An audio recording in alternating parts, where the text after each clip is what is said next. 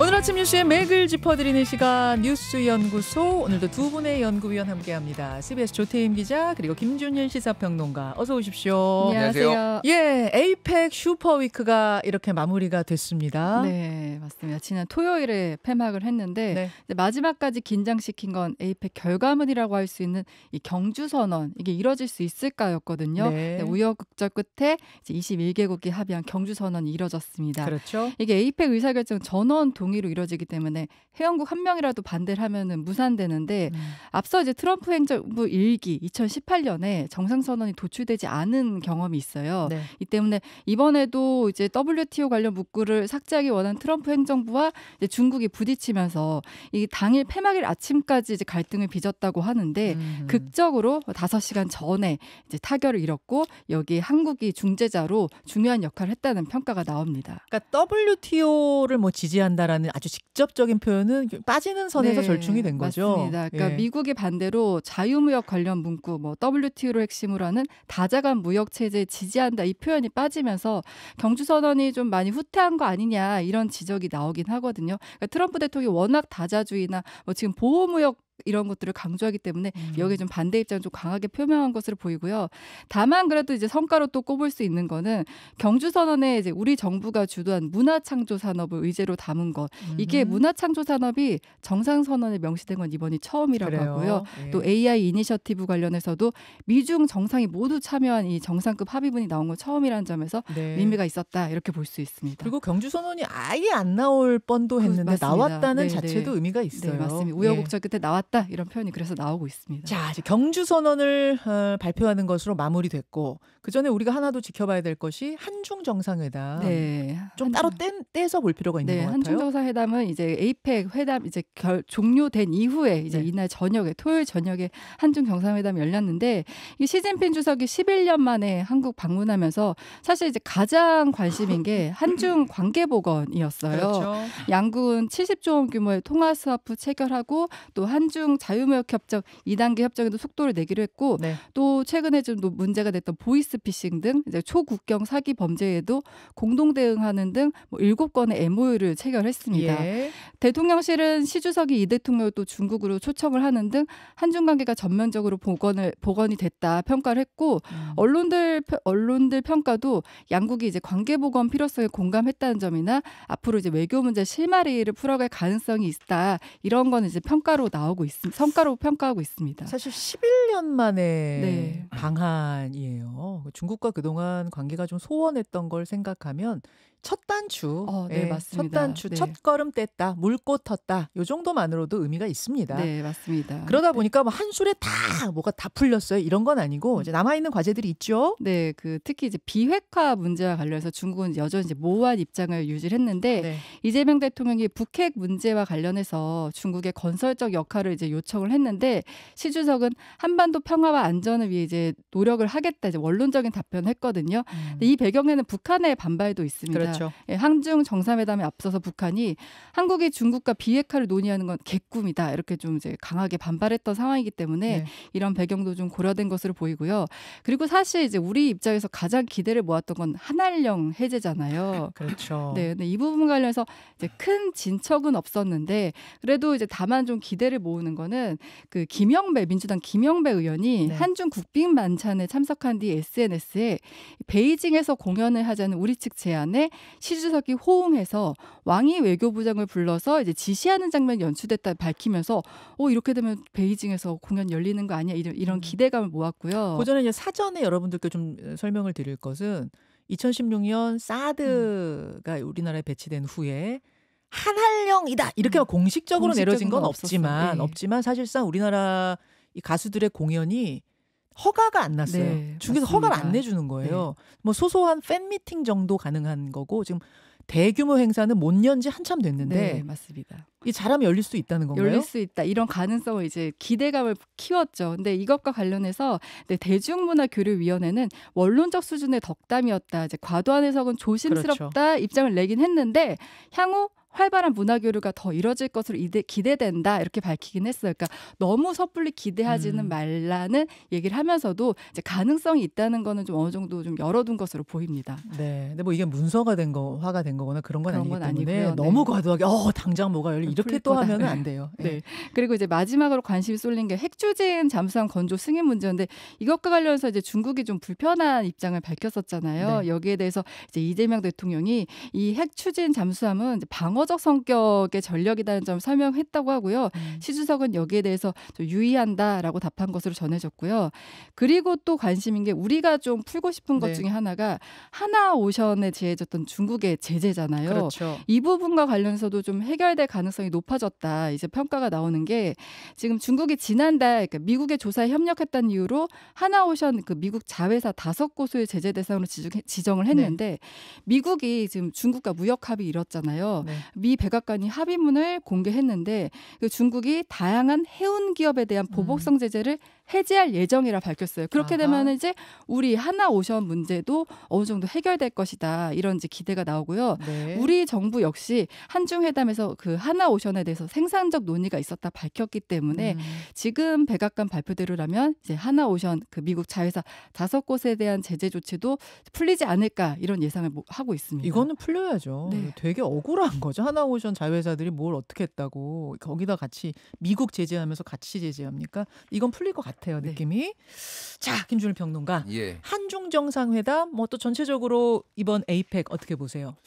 한중 정상회담은 제 예상보다는 좀 더 좀 깊숙하게 들어간 것 같아요. 그러니까 예를 들면 서해 구조물이라든지 뭐 핵잠수함이라든지 안보와 관련된 것은 조금 서로 피하지 않겠냐 개인적으로 보는데 어째 원론적으로나마 다 언급이 되고 그리고 그거를 이제 추후 이제 우리 논의하겠다 이렇게 얘기가 나왔잖아요.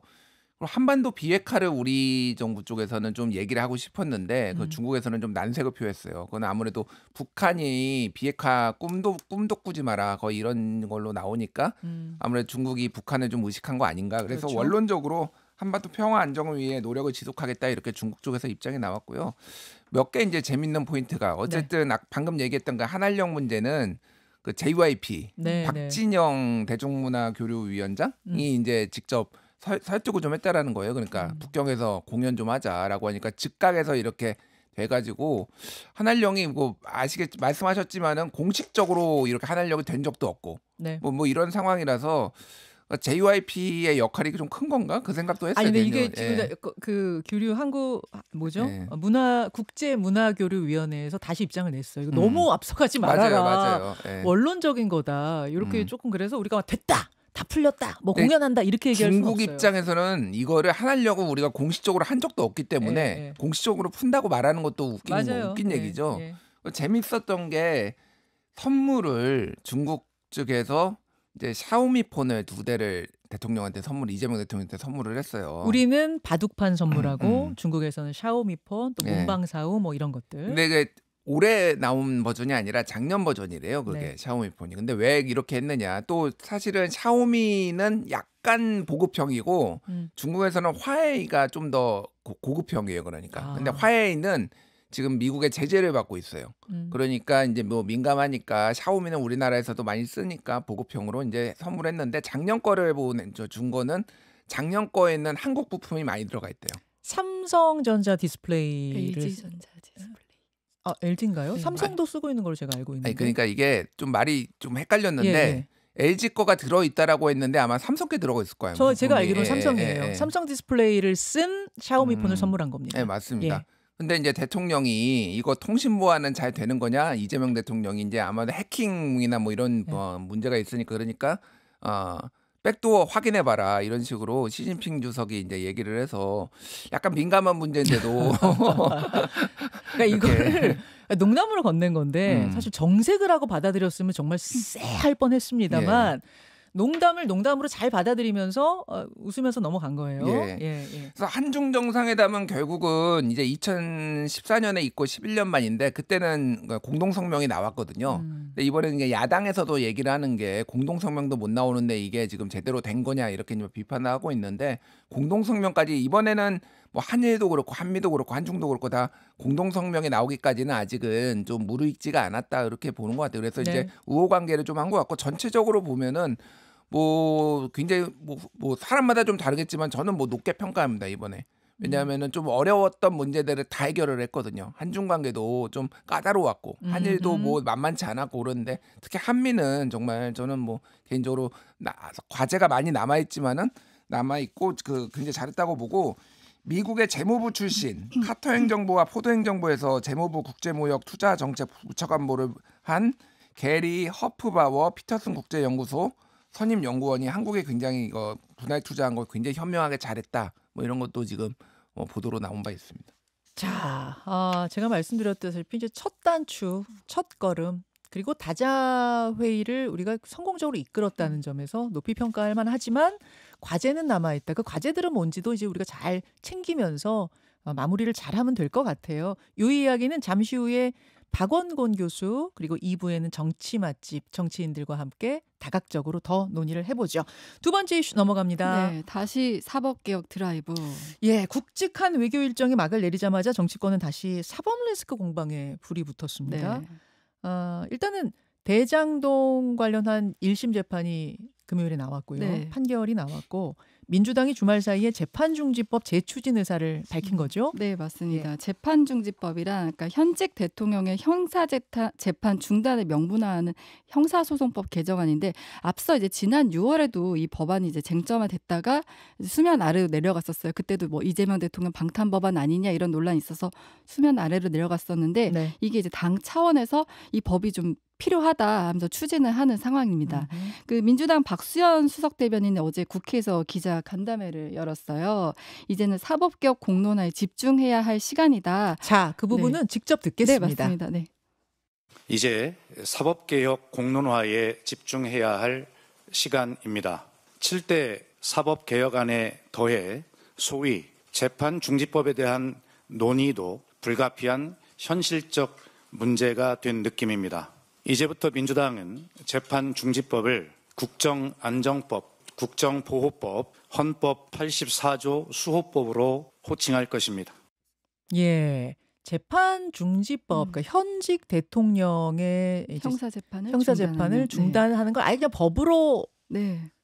말하자면은 못 박자는 네, 건데 맞습니다. 재판중지법 이렇게 부르지 말고 국정안정법이라고 부르자 얘기한 거예요? 네, 국정안전법, 뭐 국정보호법 이렇게 부르자고 한 건데 지금 이재명 대통령 형사재판 둘러싼 논란이 계속 이어지니까 이거 국정안정 차원에서 필요한 법이다 이렇게 정리를 하자 이게 이제 민주당의 판단입니다. 예. 앞서 일주일 전에 비공개 의총에서 민주당 김용민 의원이 이 재판중지법 처리 필요성을 주장했다는 내용이 알려졌을 때만 해도 민주당은 이거 언제 통과될지 뭐 정해진 거 없다. 의원 개인의 의견이다. 이렇게 유보적 입장이었는데 맞아요. 어제 박수석 대변인이 이렇게 지도부 차원의 현실적 문제라고 표현하면서 이렇게 되면 이제 당 공식 의제로 이제 끌어올리겠다는 거잖아요. 그냥 끌어올리는 정도가 아니라 이번 달 안에 처리하겠다라는 방침도 나온 것 같은데요. 네, 지금 이제 법사위 이미 통과됐으니까 그쵸? 시간표대로라면 이제 이달 안에 처리할 수도 있다 이런 입장입니다. 예. 근데 이 법 필요성이 제기되는 계기 앞서 이제 앵커 말씀하신 것처럼 지난주 대장동 1심 판결과 이제 연결할 수 있는데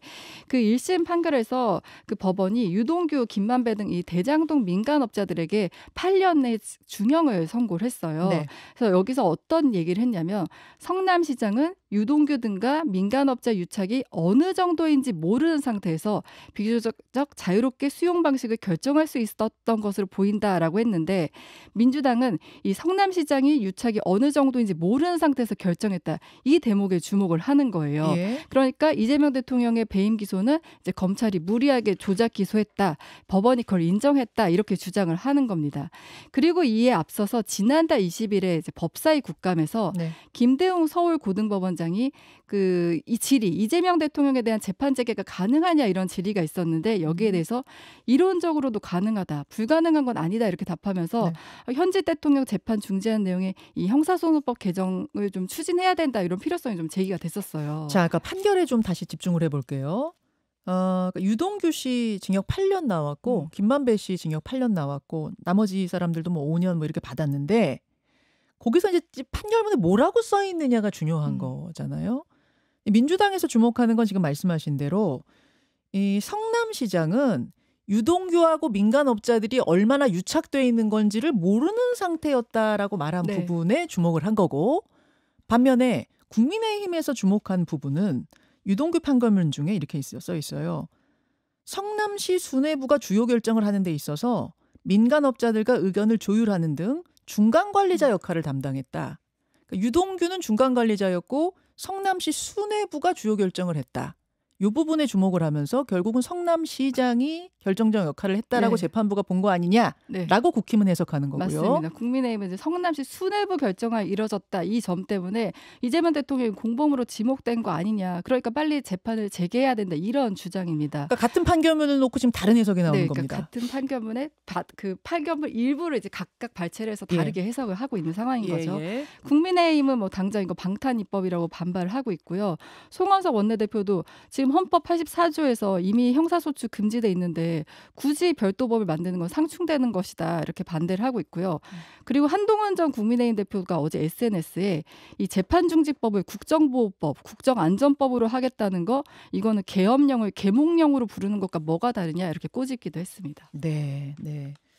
자, 김주희 평론가. 예. 이제 1심 판결이 상당히 중형으로 나오고 뭐 음. 유동규 씨, 김만배 씨 다 법정 구속되고 뭐 이렇게 되다 보니까 이게 대장동 재판이 다시 이제 뭐 시작이 본격적으로 되는 거야? 이재명 대통령은 어떻게 되는 거야? 해석도 분분해지니까요.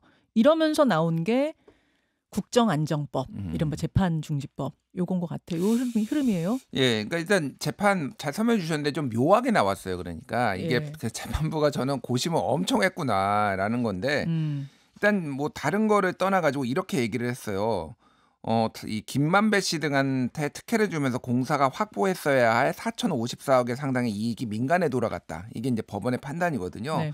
그러면 이재명 대선 후보 그리고 뭐 이재명 시장부터 해가지고 경기도지사 내가 주장했던 거는 민간개발 특혜를 받고 5,503억 원의 이익을 환수한 모범적인 공익사업이라고 주장해왔거든요. 네. 어쨌든 그동안 이게 정치적인 뭐 맥락이라고 하더라도 그럼 이거는 아닌 거죠. 그러니까 모범적인 공익사업이라고 대장동은 볼 수가 없다. 뭐가 됐든 이 판결을 보면은 그러니까 더 환수를 했었어야 되는데 저들한테 그게 책임이 이재명 시장한테 있든 누구한테 있든 이거는 모범적이라고 볼 수 없다라는 게 좀 확인이 된 것 같고 예.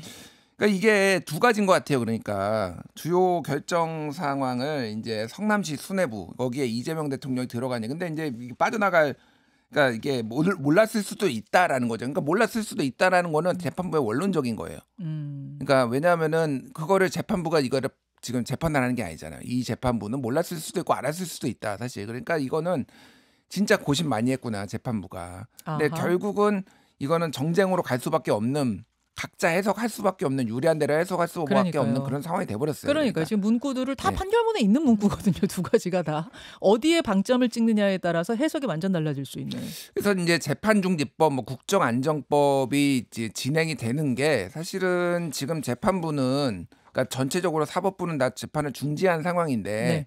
이것 때문에 갑자기 급발진하는 거 아니냐라는 그 프레임 의혹을 좀 피하기가 어려워요. 지금 상황은. 그러니까 유죄가 나올 것 같으니까 지금. 그래서 이게 지금 정무적으로 맞는 것이냐. 뭐 민주당이 이거를 좀 밀어붙였을 때 사실 저는 개인적으로는 다른 나라 사례도 그렇고 대통령들은 과거에 저지른 범죄 혐의가 있더라도 대체적으로 수사를 안 받고 그러니까 재판을 안 받거든요. 재임 그러니까 중에. 예. 그래서 뭐 프랑스 같은 경우에는 자크 시라크 대통령이 이렇게 기소가 되고 그랬을 때 아예 헌법을 바꿔버렸어요. 그러니까 여야 합의로. 예. 뭐 그런 경우도 있고 뭐 미국 같은 경우에는 아예 기소를 중지하거나 재판을 다 중지하는 경우가 있는데 국정 안정이라는 게 어느 정도 긍정이 되는데 이게 이런 상황이 됐는데 갑자기 하면은 좀 굉장히 뭐라고 해야 될까 눈치가 보이겠다 뭐 그 생각이 듭니다. 예. 예. 요 이야기는 오늘 2부 정치 맛집에서 양쪽 의견 다 들으면서 여러분 좀 판단해 보시죠. 다음 이슈 넘어갈까요? 네, 한동훈 민노총 새벽 배송 토론. 네, 노동계가 새벽 0시부터 5시까지의 초심야 배송을 제한하자라고 주장을 했습니다. 그러면서 이 논란이 커진 건데 한동훈 전 대표가 이 논란의 한가운데로 뛰어들었어요. 네, 맞습니다. 노동계 일단 주장은 이제 건강권을 지키자 이거예요. 네. 새벽 0시부터 5시까지는 가장 위험한 구간이다. 택배 노동자에게 최소한의 수명과 건강권을 보장해야 된다 이런 거거든요. 근데 여기에 대해서 한 전 대표가 이건 이제 말장난이다 이렇게 비판을 한 게 민노총이 새벽 배송이 아니라 초심야 배송이라 말을 쓰면서 이제 여론을 피하려 한다 이렇게 비판을 한 거예요. 그래서 이 0시부터 5시 금지는 명백히 새벽 배송 금지인데 그동안 새벽 배송으로 생계를 유지해온 기사들과 국민 편익을 무시하는 조치라 이렇게 지적을 했어요. 네. 여기에 대해서 또 장혜영 전 정의당 의원이 네. 한동훈 전 대표에게 우리 토론을 하자 이제 제안을 한 겁니다. 그러면서 오늘 네. CBS 박지홍의 한판 승부에서 공개 토론을 벌이게 됩니다. 오늘 저녁 네. 이 자리에서 공개 토론을 하는 겁니다. 성사가 네, 됐습니다. 하게 된다. 예. 장혜영 전 의원 같은 경우 한 전 대표에게 공개 토론 받아줘서 고맙다. 잘 준비하겠다.